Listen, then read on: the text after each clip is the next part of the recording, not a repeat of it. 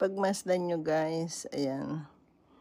Ayan yung shoes na ibibigay ko kay Glendalyn. Medyo kuskusin ko pa to ng kaunti. Hindi natin siya kailangang brasin kasi sayang. Napakaganda ng sapatos. Pinupunasan lang yan ng wipes. Pati sa loob, tsaka sa labas.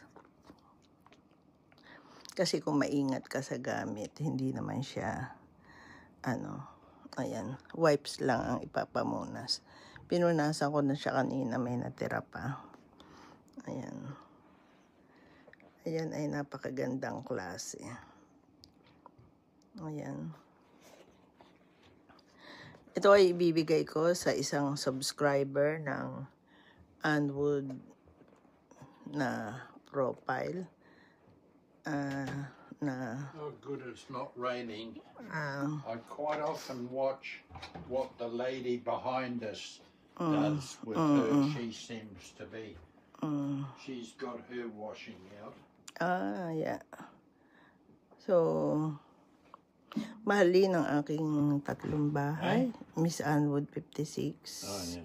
YouTube, Miss Anwood 56 page. At ang Anwood, ayan, maraming blessing ang mapapakinabangan. Nag-uumpisa pa lang tayo. Kaya sama-sama tayo sa ating mga layunin na makamit ang mga pangarap. Ako ang pangarap ko, makatulong sa inyo. Gabayan tayo ng Diyos.